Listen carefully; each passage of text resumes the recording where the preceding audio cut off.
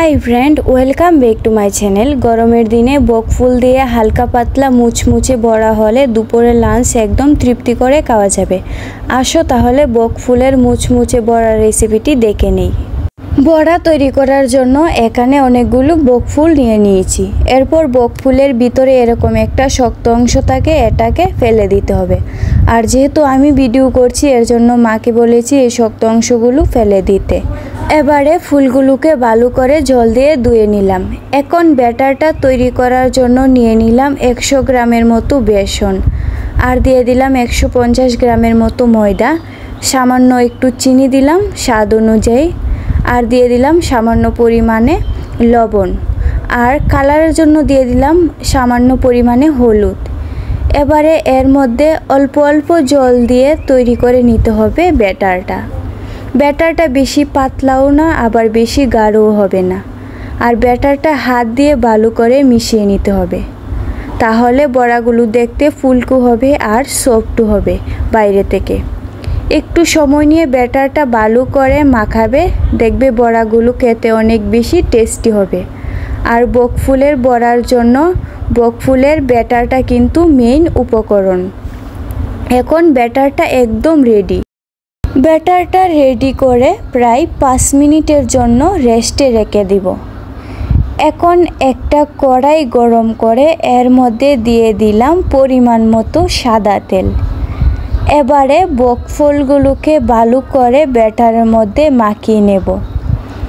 এখন ব্যাটার মাখা বকফুলগুলোকে গরম তেলের মধ্যে এক এক করে দিয়ে প্রায় 2-3 মিনিট সময় নিয়ে লো ফ্লেমে মুচমুচে করে ভেজে নিতে হবে। আর আমার আজকের রেসিপিটা যদি ভালো লাগে তাহলে অবশ্যই একটা লাইক করো, শেয়ার করো আর আমার চ্যানেলে নতুন ফ্রেন্ড হয়ে থাকলে তাহলে চ্যানেলটাকে সাবস্ক্রাইব করো।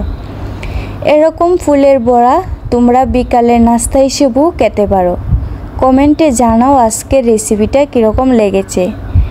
এরকম সিম্পল ফুলের বড়া তৈরি করতে কিন্তু বেশি সময় লাগে না, কিংবা বাড়িতে কোনো রিলেটিভস হঠাৎ করে আসলে 15 মিনিটের মধ্যে এরকম একটা সিম্পল ফুলের বড়া বানালে দেখবে সবাই তোমার একদম প্রশংসা করবে। তো আমি এক এক করে সবগুলো বকফুলগুলোকে এরকমভাবে ভেজে নিচ্ছি। 2 পিস উল্টে পাল্টে এরকমভাবে লো ফ্লেমে ভালো করে ভেজে এগুলোকে তুলে নেব। আর তোমরা যদি এরকম আরও নতুন নতুন রেসিপি পেতে চাও তাহলে অবশ্যই আমার চ্যানেলটাকে ফলো করো। আমি প্লেটের মধ্যে একটা কাগজ নিয়ে নিয়েছি, কারণ বকফুলের মধ্যে প্রচুর পরিমাণে তেল লেগে আছে আর কাগজটা যদি দেই তাহলে তেলগুলো ছেড়ে যাবে।